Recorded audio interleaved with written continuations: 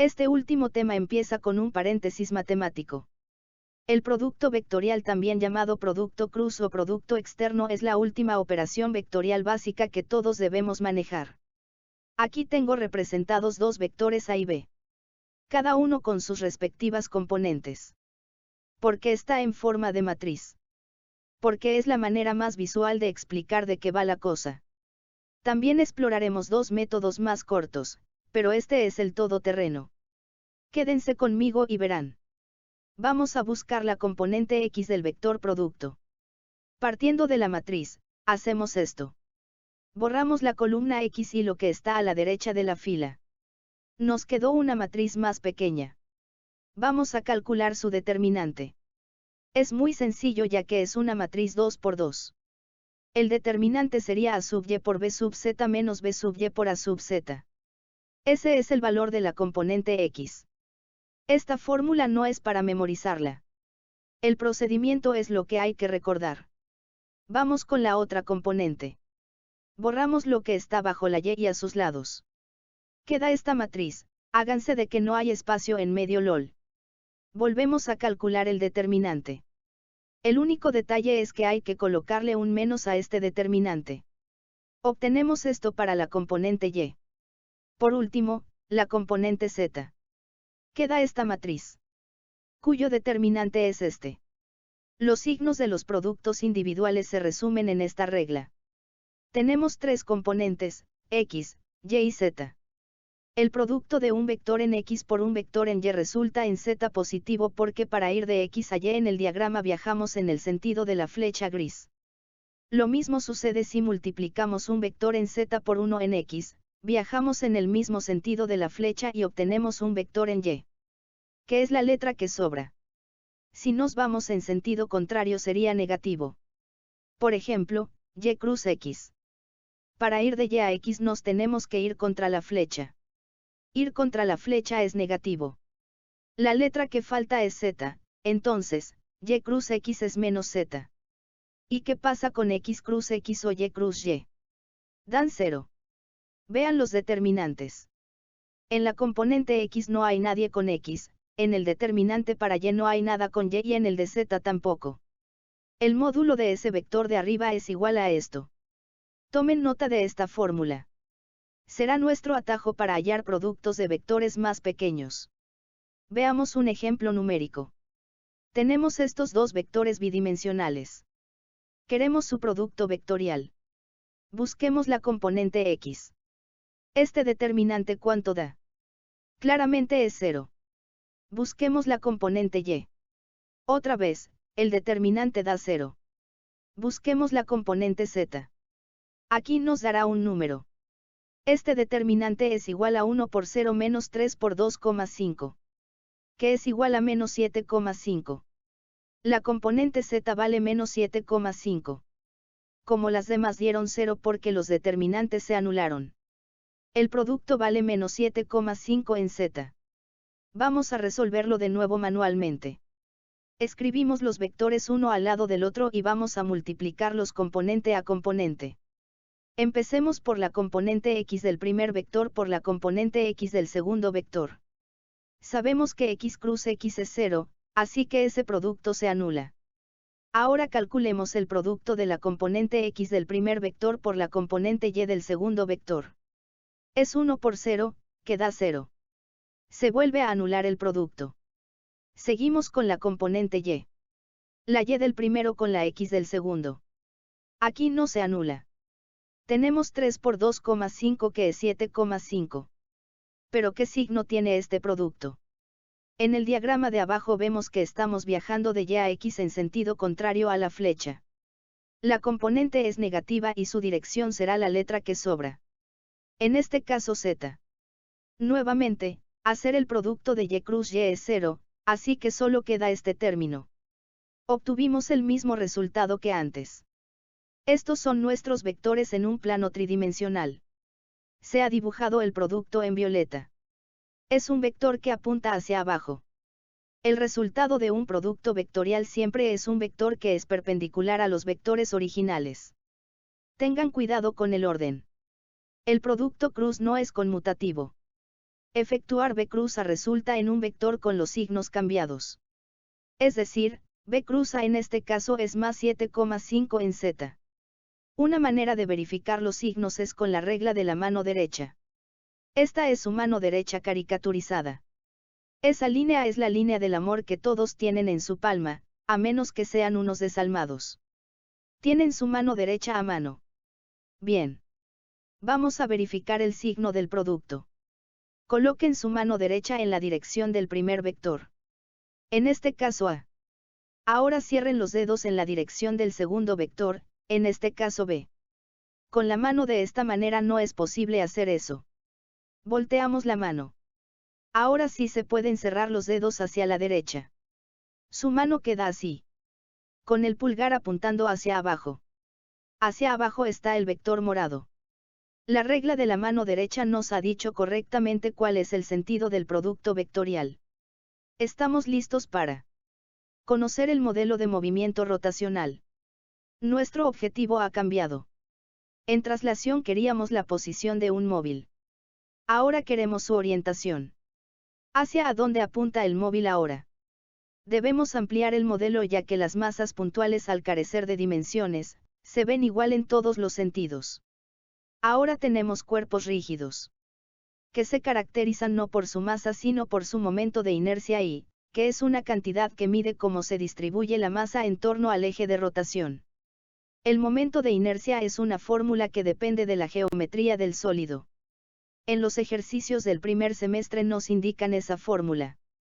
Cuando sean más grandes, tendrán que calcularla ustedes.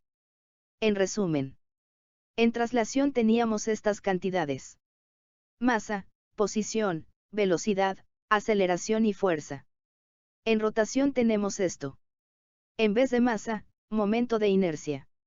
En vez de posición, ángulo. Ya conocemos la velocidad y aceleración angular, aunque buscaremos la manera de sacarlas del cálculo para reducir el número de variables, hay una nueva cantidad temida y resplandeciente. El torque. Vamos a conocerlo. El torque, también llamado momento de fuerza, se representa con la letra griega tau. Es el efecto que tiene una fuerza sobre un cuerpo que hace que éste rote sobre un eje. Se calcula mediante este producto vectorial. No se dejen engañar por la R, no es posición. En este caso R se denomina brazo de palanca y es un vector muy especial que va desde el origen hasta el punto de aplicación de la fuerza. Así que el brazo de palanca es diferente para cada fuerza. Y F, por supuesto, es la fuerza. Sus unidades son newton metro, que son dimensionalmente idénticas a las de energía. Sin embargo, no escribimos torque en julios. Una cosa es una cosa y otra cosa es otra cosa. Con el torque, podemos reescribir la segunda ley de Newton como sigue. En vez de fuerza, torque. En vez de masa, momento de inercia, y cambiamos la aceleración por la aceleración angular. Ha nacido un monstruo. ¿Cómo lo domesticamos? Vamos a separar el caso estático del dinámico. Nos enfocaremos de momento en el estado de equilibrio.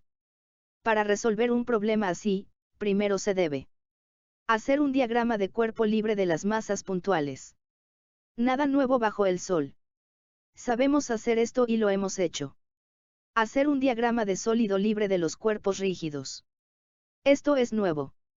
Vamos a ver cómo se hace en unos momentos. Aplicamos la segunda ley de Newton a los diagramas de cuerpo libre. Como estamos en equilibrio, naturalmente igualaremos a cero todo. Hemos pasado por esto ya. Y para los diagramas de sólido libre, la versión reformulada de la segunda ley. Para ello tendremos que decidir un origen desde donde dibujar los brazos de palanca. Luego, hallar los torques de cada fuerza. Vamos a aprovechar el hecho de que las fuerzas y los brazos de palanca viven en el plano XY, por lo tanto, los torques solo pueden vivir en el eje Z. Eso nos facilita la vida porque al ser un vector unidimensional, el valor de su componente y su módulo coinciden. Entonces, esta fórmula, que es la del módulo del torque, nos va a servir para hallar el valor de la componente y el sentido, positivo o negativo, lo sacamos con la regla de la mano derecha. Cuando tengamos todos los torques, los sumamos e igualamos a cero. tendremos un sistema de ecuaciones entre las de fuerza y torque, que nos permitirá despejar las incógnitas buscadas. Pongamos en práctica la estrategia con un par de problemas. Este es un problema con letras, así que los resultados deben expresarse en términos de lo conocido, m, l, y, g. Nos dicen que una viga de longitud L y masa m cuelga de dos cuerdas. Se sabe que la cuerda derecha ejerce el doble de tensión que la izquierda. Una caja de masa m está amarrada a una distancia x del lado derecho de la viga. El sistema está en reposo. Como pueden ver, la viga y la pasa tienen la misma masa. Quieren que hallemos las tensiones y el valor de x. Empecemos por los diagramas. El de m, la caja que cuelga, es el que más hemos hecho. Vamos a llamar la tensión de esa cuerda T3, ya que hay dos cuerdas más que llevarán las tensiones 1 y 2. Ahora, el diagrama de sólido libre de la barra. Empezamos dibujando la silueta de la barra. Ahora, vamos a dibujar las fuerzas que siente, en el lugar donde son aplicadas. Tenemos en el extremo izquierdo una tensión, vamos a llamarla T1. En el centro geométrico de la barra, su peso. El peso siempre actúa en el centro geométrico cuando se trata de un cuerpo con densidad uniforme. Al otro extremo, otra tensión. La llamamos T2. Y por aquí, el recíproco de T3. Ahora vamos a aplicar la segunda ley de Newton tal y como hemos hecho hasta ahora. Suma de fuerzas en cada eje. Vamos a hacerlo para ambos diagramas. Obtenemos esto. El enunciado nos dice que la tensión 1 y la tensión 2 están relacionadas. Una es el doble de la otra. Así que tenemos dos ecuaciones y dos incógnitas. Podemos conseguir las tensiones. Naturalmente, la tensión 3 es igual al peso de la caja. Como la tensión 2 es 2 veces la tensión 1, hacemos esta sustitución. La tensión 3 es igual a mg, también la sustituimos. Despejemos T1. Pasamos para el otro lado. Y finalmente dividimos entre 3. Con esto es trivial hallar T2. Simplemente multiplicamos T1 por 2 y obtenemos esto. Aquí están las tres tensiones. Ahora busquemos a X. Ya agotamos la suma de fuerzas. Necesitamos torque. Esta es nuestra fórmula. Necesitamos colocar el origen en alguna parte. Vamos a ponerlo aquí. Puede ser en cualquier parte de la barra. Al colocarlo aquí, la tensión 1 no hace torque. Vamos a borrarla. Necesitamos el torque de 3 fuerzas. Para el torque del peso. El brazo de palanca será así. Un vector que va desde el origen hasta el peso. ¿Cuánto mide este vector? Si el peso está en la mitad de la barra, el brazo de palanca mide L medios. Ese es nuestro primer término. Luego, la fuerza, es simplemente mg. Es el módulo. No coloquen signo. ¿Qué ángulo hay entre el vector rosado y el peso? Hay 90 grados. Sigue el seno de 90 grados. Nos falta el signo. Aquí está nuestra ruleta. El brazo está en X y la fuerza en Y. Eso resulta en Z. Pero como el peso es negativo, realmente es menos Z. Imaginen que son una hormiga que camina sobre el vector rosa. Para pasarse al vector verde tienen que hacer un giro en sentido horario. Horario es negativo. El torque es negativo. Al evaluar el seno obtenemos esto. Sigue el torque de la tensión 3. Como el peso y la tensión 3 son paralelos, vamos a reciclar el razonamiento que hicimos antes. El brazo de palanca ahora mide L menos X, porque X es la distancia entre la cuerda derecha y la cuerda que sostiene la masa. La fuerza es T3 que sabemos que vale mg. Y nuevamente, el ángulo vale 90 grados. Este torque es negativo por las mismas razones que antes. Resumiendo. Queda el torque de la tensión 2. El brazo de palanca llega hasta el final. Así que mide L, la longitud de la barra. La fuerza es T2 que sabemos que vale 4/3 de mg. Otra vez, el ángulo entre el brazo rosado y la fuerza vale 90 grados. ¿Qué signo tendrá este torque? El brazo está en X, la fuerza en Y. Ir de X a Y resulta en Z. Si están caminando sobre el brazo de palanca y se quieren pasar hacia la tensión 2 deben hacer un giro antihorario. Antihorario es positivo. El torque es positivo. Resulta esto. Ahora, sumemos todos los torques. Esta suma se iguala a 0 porque está en reposo. Podemos cancelar la masa y la gravedad. Con un poco de cálculo, se puede aislar a X y dejar algo en términos de L a mano derecha. Al simplificar resulta que X es igual a L sextos. Vamos con otro problema. Una escalera de 1000 Newton de peso y 4 metros de largo se sostiene contra dos paredes verticales y el suelo. No hay roce. El ángulo de elevación de la escalera vale 25 grados. Una persona de 80 kilogramos está parada sobre la escalera a 1 metro de la pared derecha medidos diagonalmente. El sistema está en equilibrio. Calcule la fuerza normal de las paredes y el piso sobre la escalera. Este problema tiene la misma lógica. Solo que la barra ahora está inclinada. Vamos a efectuar el diagrama de sólido libre de la escalera. Aquí tenemos la silueta de la escalera. Está apoyada en el suelo por este extremo. Aquí habrá normal. Vamos a llamarla N sub S, normal del suelo. De este lado hay una pared, que también hace normal. Llamemos a esta normal, normal 1. El peso de la escalera, justo en su centro. La persona parada ejerce una fuerza normal N sub P que es igual al peso de la persona. Finalmente, una segunda normal debida a la otra pared.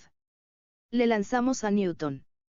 La suma de fuerzas en X son las dos normales de las paredes, que al ojo por ciento van a ser iguales. En Y tenemos las normales del suelo y los pesos. Estamos listos para calcular la normal del suelo. Conocemos el peso de la escalera, es 1000 Newton. El peso de la persona es su masa por la gravedad, que resulta en 800 Newton. Así que la normal del suelo N sub S será la suma de estas dos fuerzas.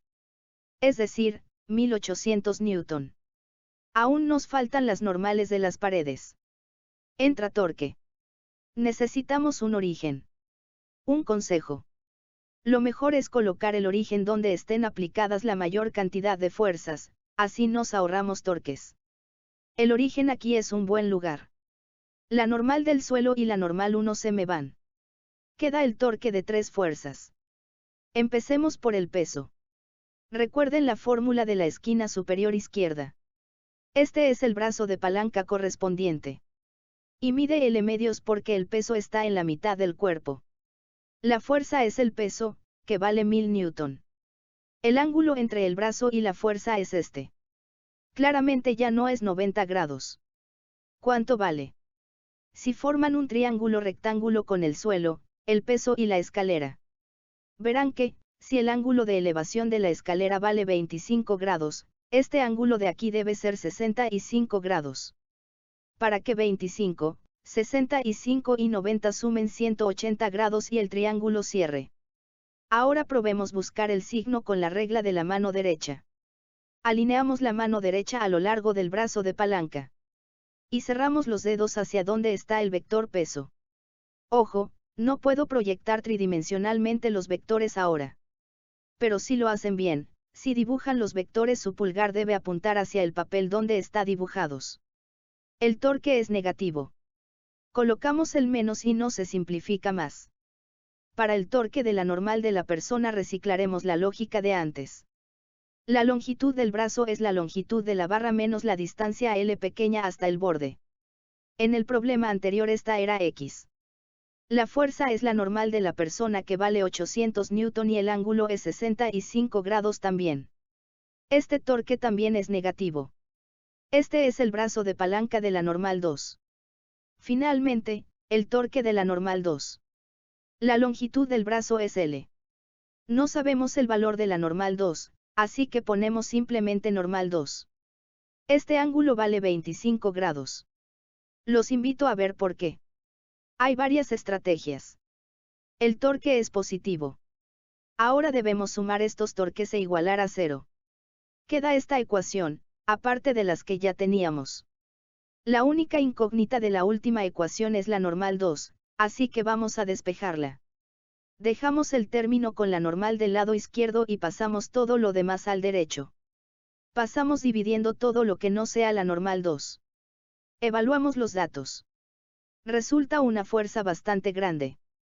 En virtud de la primera ecuación, ambas normales de las paredes son iguales, así que obtenemos esto último. Hemos terminado el problema. Ahora, vamos a ver qué sucede cuando los cuerpos rotan y se mueven. Pero antes un merecido descanso.